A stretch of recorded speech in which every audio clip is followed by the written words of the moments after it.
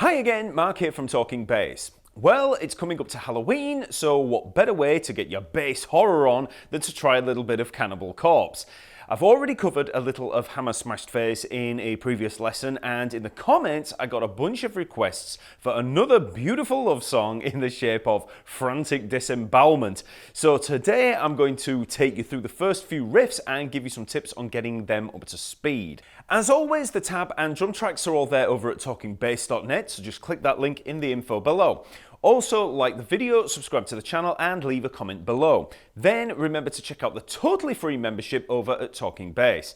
Talkingbass is now a complete social network for bass players. Just log in and you'll be able to connect with over 100,000 other bass players from all over the world in the forums, groups and chat rooms. So it's very much like Facebook, but for bass players, but with the addition of over 450 free bass lessons, a ton of free practice resources, and a set of ebook downloads such as the scale reference manual. Then, if you want to take things further, there are the premium courses on everything from beginner bass to reading music to scales, chord tones, slap bass, ear training, and much, much more. So, sign up today, remember it's totally free, and join a great bass community. So, the tune Frantic Disembowelment is from the 2004 album The Wretched Spawn, and obviously features the amazing bass player Alex Webster. The tune is roughly around 240 beats per minute, and the section we're looking at today sounds like this.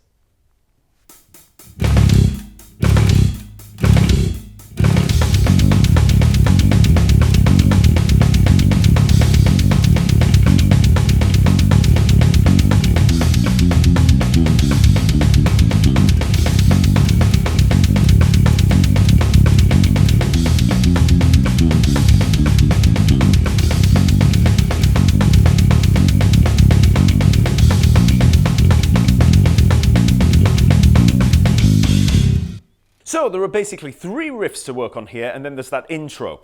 We'll first just look at the notes and rhythms in there, and then I'll give you some technical tips and a little breakdown of the theory behind what's going on in all the harmony and everything behind that grind. Alex uses a 5-string Spectre bass, and in this tune it's detuned down a half step. So instead of B, E, A, D, G, we have B flat, E flat, A flat, D flat, and G flat. However, when talking about the notes in here, I'm going to refer to them as if I hadn't detuned, so it's not totally confusing. So if I say C sharp, I'm referring to that second fret on the B string, just as you would see in standard tuning.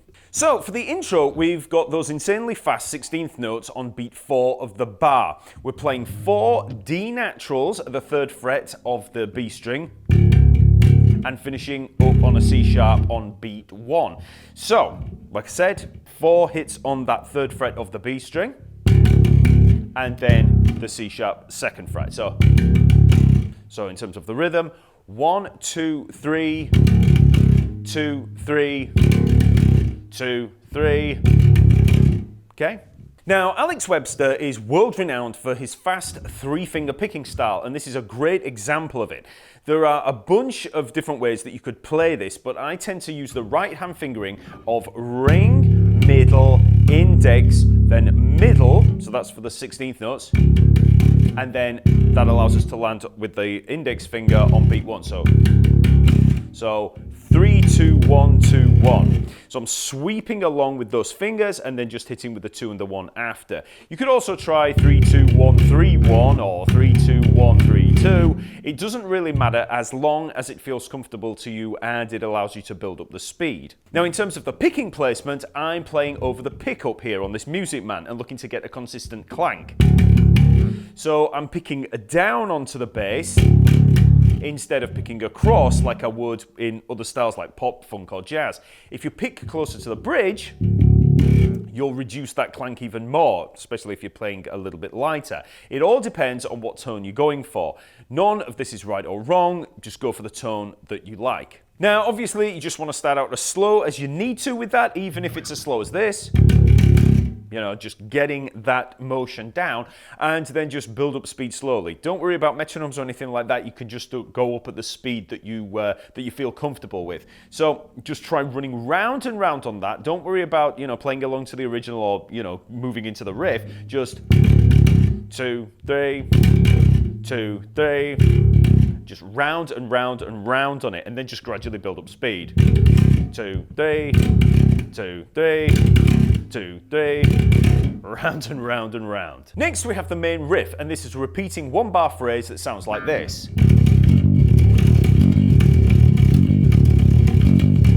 Okay, so a lot slower.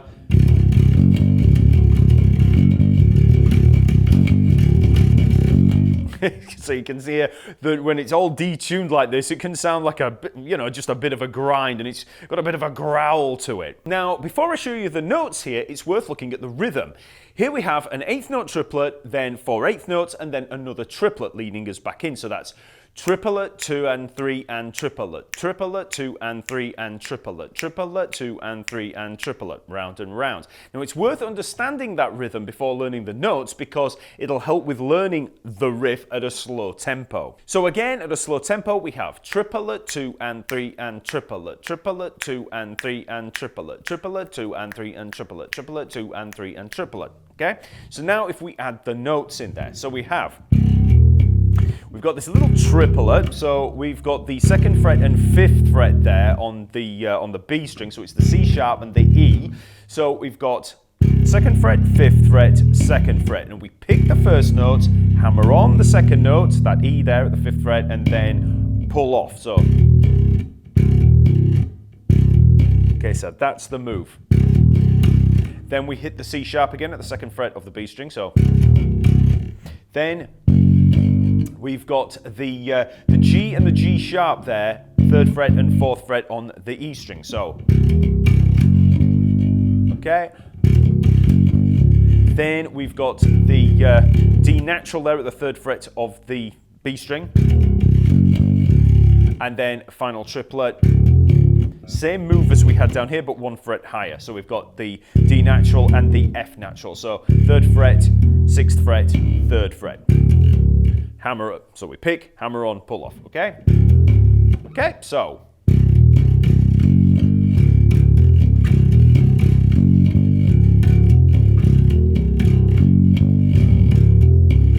Okay, so remember what I said about the rhythm. So we had triplet, 2 and 3 and triplet. So.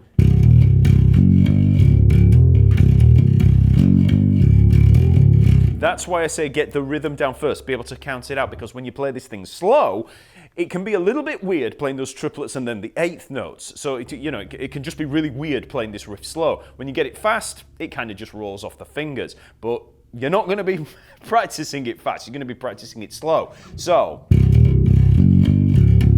triplet, 2 and 3 and triplet, triplet, 2 and 3 and triplet. Alex Webster is famous for his right-hand 3-finger picking technique, but this song is much more a stamina workout for the fretting hand. All those hammer-ons and pull-offs really make for some, hellish cramp if you're not used to that kind of playing at this speed for that amount of time. Now, I'd advise learning this riff in isolation and just playing it slowly round and round before building up speed slowly. You can use a metronome if you want, but you don't really need to. Just find a tempo that works for you, as slow as that might be, and just repeat it round and round and round and round. So.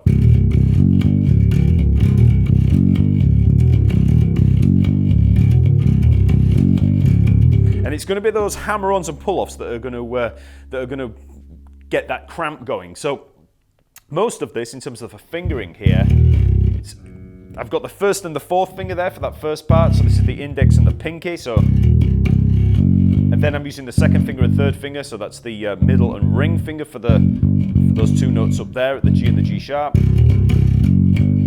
Then I switch to the index finger again for that low D there. And then again, we've got index and pinky. So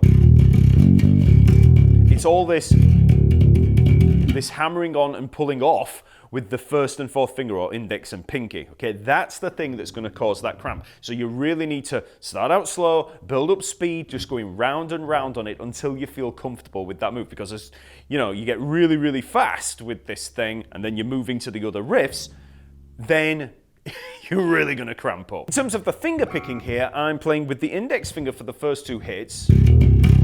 So both those hits on the B string. Then switch to 2nd finger, 1st finger, or middle index when we move up to the E string. Then when we come back down onto the B string, I'm raking with that index finger. Then we've got index and then middle for the 2 triplets again. Okay, so it's all in that rake as you're coming down. Now this is something that you will probably do instinctively, but if you don't and you're having problems, then it's worth breaking it down. So I'm starting index, rake, middle, and then index. Okay, so, oops.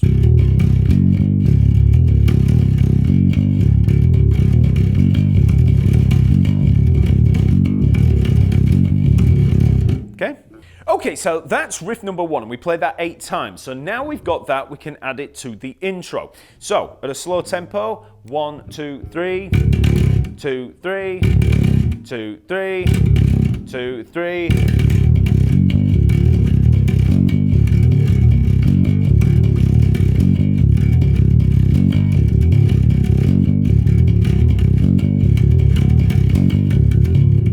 Okay, so we play that riff 8 times and then we move into this tricky 2 bars, and it sounds like this, very slowly.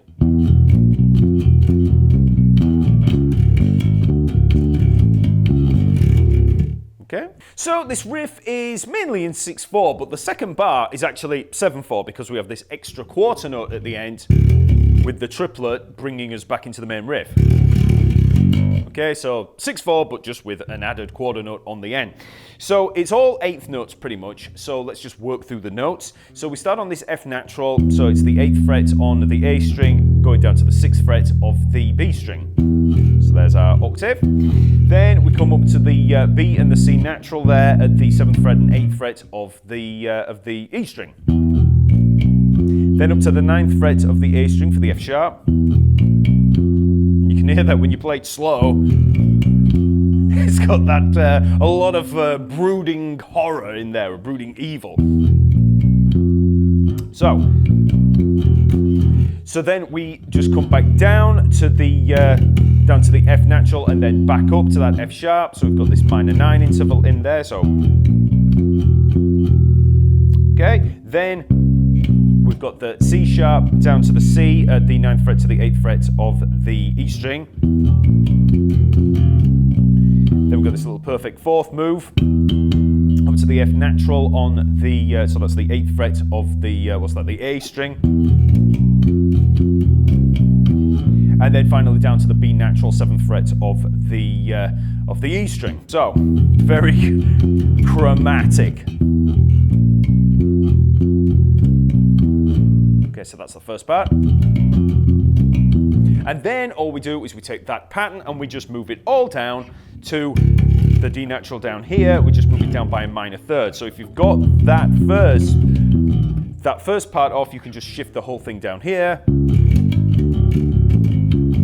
Okay, so you can see there in the tab, I won't work through every note, but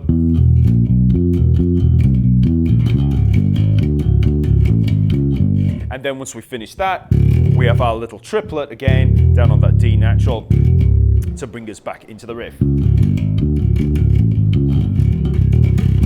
And we're back into the main riff, okay? So as you can hear, because everything's detuned and I'm down in this low area, it can sound a little bit muddy and a bit clanky and a bit messy, but it kind of adds to that growl. You know, you don't really need to hear the individual notes in there. It's just got this, it's like a roar of a lion or something. Or a demon, maybe. Okay, so with those two riffs in there, or riff number 2.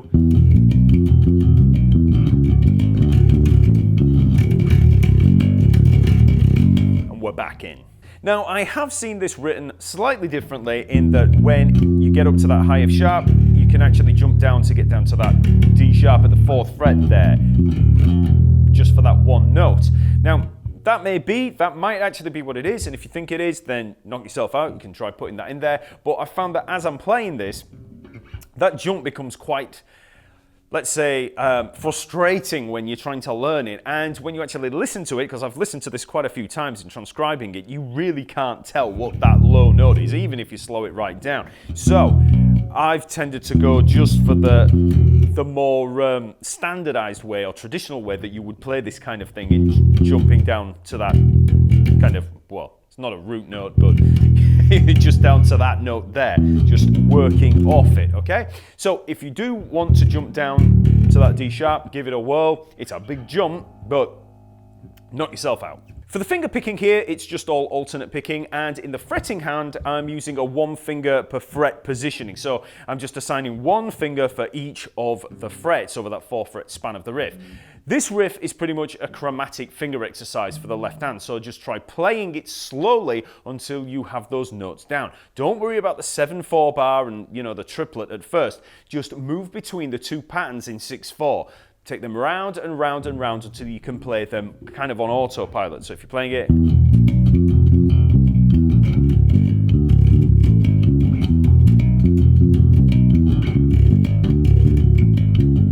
see there, as you play it round and round very, very slowly, you're more likely to get that, you know, this kind of finger twisting exercise thing. You'll get it, well, the muscle memory for it. So when you first play it, it just will seem like such an unfamiliar pattern because it's so chromatic. But, you know, just over time, just repeat round and round and round, and before you know it, it'll just be muscle memory. So after playing that 4 times, we repeat riff 2 and then riff 1 for 4 times again. So it's just a repeat of everything from riff 2. So with all that in mind, let's just try it from the beginning very slowly. So 1, 2, 3, 2, 3, 2, 3, 2, 3.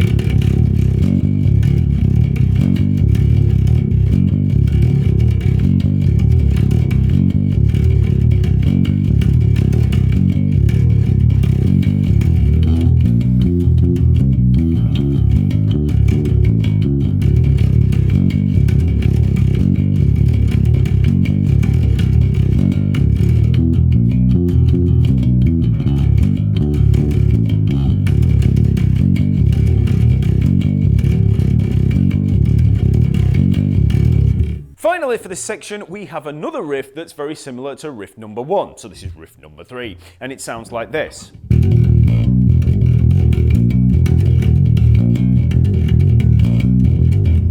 So here we're playing the same pattern as riff number 1, but up a minor third at the 5th fret rather than the 2nd fret. And instead of the diminished to perfect 5th interval that we had down here, we've actually got this perfect 5th to minor 6th. So the upper notes are B to C at the 7th fret, okay, on the E string. So we've got so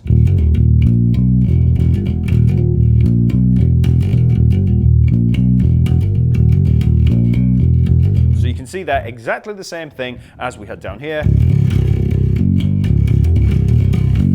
but up here.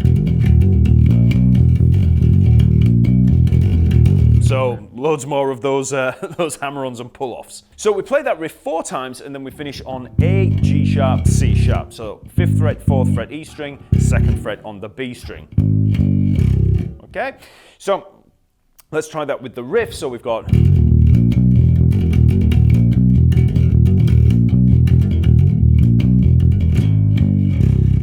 that's it.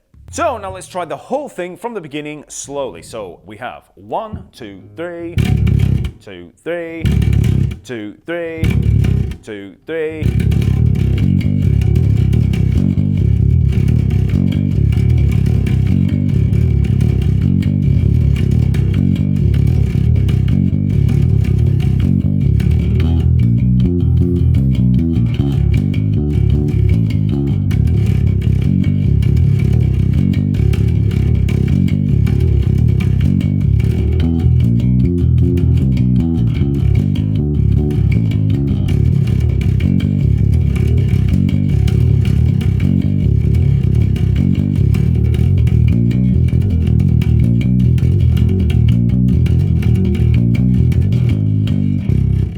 So you're going to want to practice this very slowly and gradually build up speed in order to build that stamina. I've provided 4 different practice tracks at Talkingbass. We've got 180, 200, 220 and 240 beats per minute. So once you have the riff under your fingers away from the tracks, slowly you can try with the tracks. Okay, so let's have a listen to that riff played at the slowest tempo of 180 beats per minute.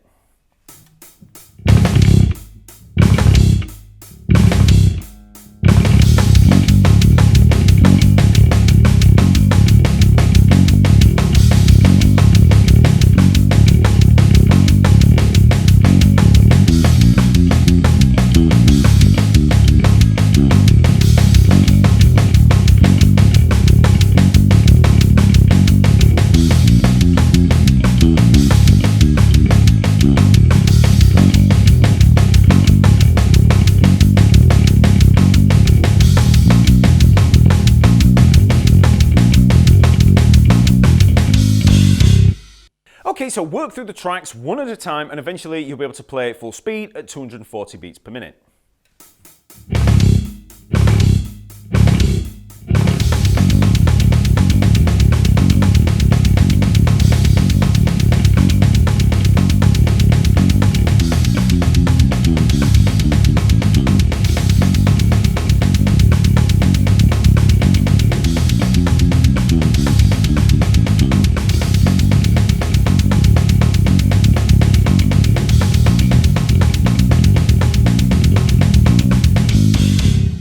Now, as one last little extra, it's worth looking at what's going on here from a harmony and theory standpoint. Now, I've done a video previously talking about the scales used in heavy metal styles, and if you've seen that lesson, you'll remember that I pointed out that scales aren't really that much of a thing in these more extreme forms of rock and metal. The riffs are pretty much all based on intervals. For instance, I've specified the key in Frantic Disembowelment as C sharp minor, which is the relative minor of E major. Now that's a very rough estimate and I've pretty much based it on my ear. Whenever I work out keys, I'll always use my ear to get a feel for the main point of resolution. And in this case, I hear that C sharp as the tonic. But you'll notice that the other notes in the tune are all over the place. It's a very chromatic set of lines and there's no real overriding scale holding it all together. Yes, you could look at the flat second in there with that D natural and analyze it as having a Locrian kind of vibe, but then the other notes in there tend to contradict that. The best way to analyze these kind of death metal tunes is to just look at them as successions of intervals. Intervals are the smallest building block of music and all have their own emotive value. With death metal, you're going to be looking at minor seconds and diminished fifths. So you have that kind of, and, you know, giving it that evil vibe. Also, when you get these really chromatic lines that jump all over the place, they tend to shift you away from the traditional diatonic major or minor keys and into a totally haphazard feel that, you know, can be really disconcerting. If you're going for something that provides a sense of anxiety and, you know, impending danger, then total chromaticism can be a good way to go, and it's the reason that you hear very atonal music in horror films. Okay, please like, comment, subscribe to the channel, and follow the link below for more lessons and videos. Then sign up to the Talkingbass network and membership to gain access to a massive community of like-minded bass players and a ton of bass practice resources and downloads. Okay, I'll see you next week.